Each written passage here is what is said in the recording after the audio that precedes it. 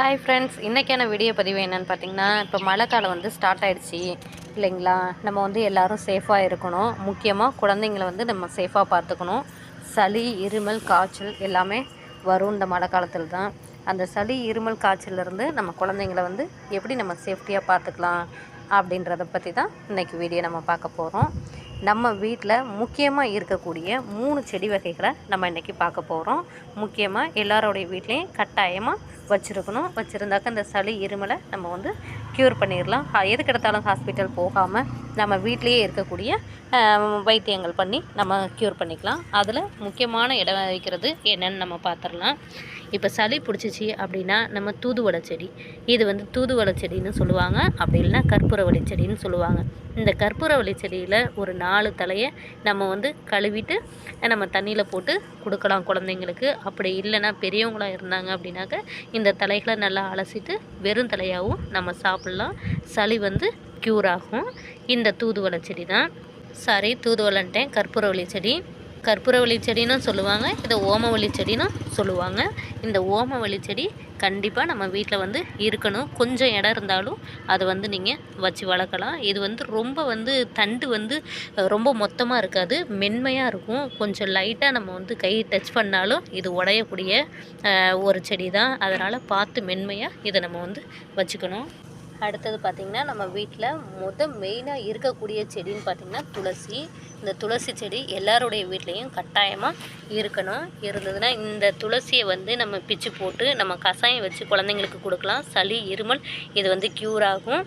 துளசி, இந்த துளசியோட சேர்த்து இந்த கற்பூரவள்ளி தழை, அதுக்கப்புறம் கொஞ்சம் லெமனு, மிளகு, சீரகம் இதெல்லாமே தட்டி போட்டு நம்ம கஷாயம் வச்சு அந்த சாறை எடுத்து குழந்தைங்களுக்கு கொடுக்கலாம்.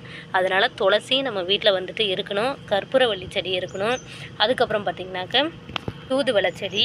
இந்த 3 செடியும் இம்பார்ட்டண்ட்டாக நம்மளுடைய வீட்டில் இருக்கணும். இது துளசி செடி பாருங்கள். இங்கே ஒரு செடி வச்சுருக்கேன், பின் சைடு நான் 2-3 செடி வச்சுருக்கிறேன். அதையும் நான் காட்டுறேன் பாருங்கள். இதெல்லாம் பார்த்திங்கனாக்கா அவரை செடி.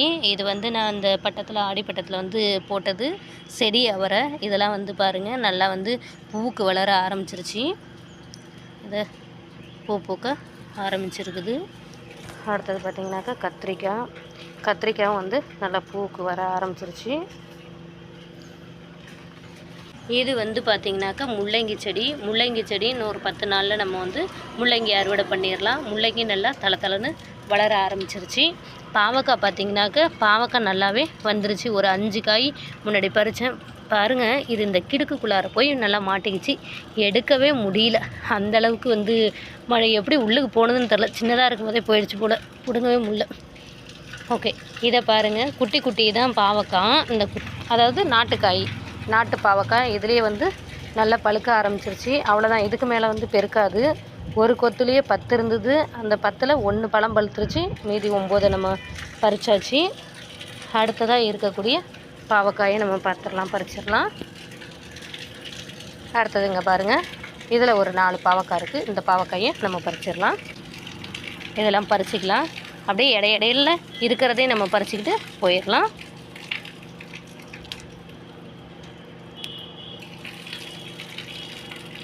இதுக்கு மேலே இந்த பாவக்காய்லாம் வளராது.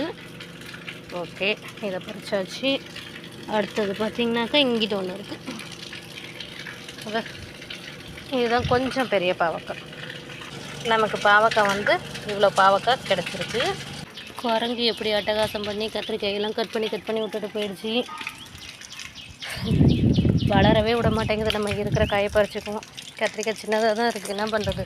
குரங்கு அட்டலியம் பண்ணுது. நம்ம எல்லாத்தையும் பறிச்சிட வேண்டியதான். இருக்கிற கத்திரிக்காயெல்லாம் பறித்து எடுத்துருவோம். 3 கத்திரிக்காய் காய்க்க குரங்கு நாஸ்தி பண்ணிட்டு போயிடுச்சு. ஒரு 5 காய் போல் ஒன்றும் இல்லாமல் பண்ணிடுச்சு. சின்ன காய் தான் பறிச்சாச்சு, என்ன பண்ணுறது குரங்காக. இந்த காயும் நம்ம பறித்து வச்சுக்கலாம். நமக்கு கத்திரிக்காய், பாவக்காய் அளவு கிடச்சிருக்கு. அடுத்து இங்கிட்டும் பாவக்காய் இருக்குது, பாவக்காய் பறிச்சிடலாம். அடுத்ததாக பார்த்திங்கன்னா தூதுவளை செடி. இது நிறையா வளர்ந்து வந்திருந்தது. இது முள்ளு செடி. அடம்பாக இருக்கவும் எல்லாத்தையும் கட் பண்ணிட்டேன். இப்போ மழைக்கு எதுவுமா கட் பண்ணிட்டோம்னா நமக்கு துளுத்து வரும் அப்படின்ட்டு எல்லாத்தையும் கட் பண்ணிவிட்டு இப்போ மறுபடியும் துளுத்து வருது. இது சளி, இருமல், ரொம்ப நெஞ்சு சளி இருக்குது அப்படின்னாலோ இல்லை ஆஸ்துமா ப்ராப்ளம் இருக்குது அப்படின்னாலோ இதை வந்து நம்ம கொடுத்தோம் அப்படின்னாக்க தூதுவளை செடியை வந்து அரைச்சி நம்ம கொடுக்கலாம், ரசமாகவும் வச்சு கொடுக்கலாம். இது வந்து கஷாயமாக அதாவது தட்டி போட்டு நம்ம இதையும் செஞ்சு வந்து நம்ம கொடுக்கலாம். இது வந்து சளி, இருமல், ஆஸ்துமா ப்ராப்ளம் இது எல்லாத்துக்குமே ஒரு அருமருந்தாக இது வந்து இருக்கும். தூதுவளை செடியை டாக்டரே வந்து சஜஷன் பண்ணது. எங்கள் வீட்டுக்கும் பக்கத்தில் ஒருத்தவங்களுக்கு வந்து ரொம்ப ஆஸ்துமா ப்ராப்ளம் இருந்தது.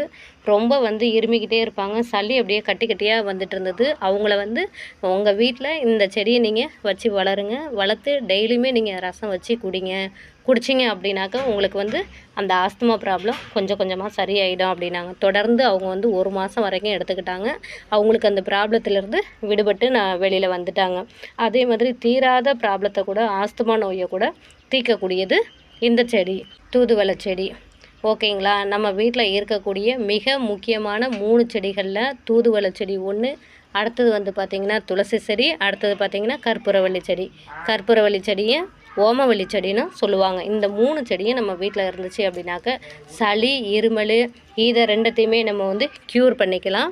சளி பிடிச்சிச்சு அப்படின்னா உடனே எதுக்கெடுத்தாலும் நம்ம ஹாஸ்பிட்டல் போய் மெடிசன்ஸ் வாங்கி நம்ம சாப்பிட்றதோ இல்லை ஊசி போடுறதோ இது வந்து செட் ஆகாது. நம்ம வீட்டில் இந்த பொருள்லாம் இருந்துச்சு அப்படின்னா வீட்டில் நம்ம கஷாயம் வச்சு நம்ம குழந்தைங்களாக இருக்கட்டும், பெரியவங்களாக இருக்கட்டும், நம்ம குடித்து நம்மளுடைய ஹெல்த்தை நம்ம பார்த்துக்கலாம். எதுக்கெடுத்தாலும் பொசுக்குன்னு நம்ம ஹாஸ்பிட்டல் போகாமல் நம்ம வீட்டில் உள்ள செடிகளை வச்சே நம்ம வந்து க்யூர் பண்ணிக்கலாம்.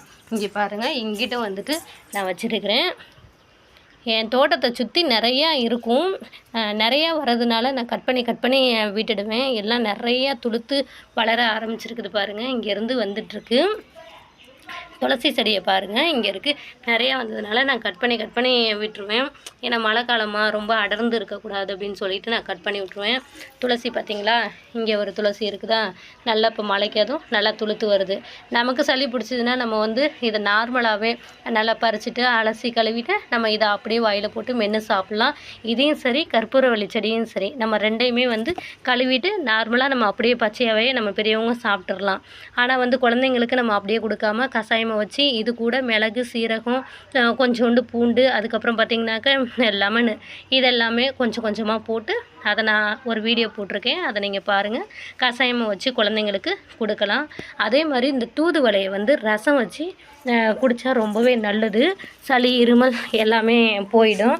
ஓகே, உங்களுக்கு வந்துட்டு இந்த வீடியோ எப்படி இருக்குது அப்படின்றத சொல்லுங்கள். ஏன்னா நம்ம வீட்டில் உள்ள பொருளை வச்சே நம்ம வந்து சளி, இருமலை நம்ம வந்து க்யூர் பண்ணிக்கலாம். மழை காலமாக இருக்குது. மழை காலத்துலேருந்து நம்மளை எப்படி சேஃப்டி பண்ணிக்கணுமோ அந்த மாதிரி நம்ம சேஃப்டி பண்ணிக்க வேண்டியதான்.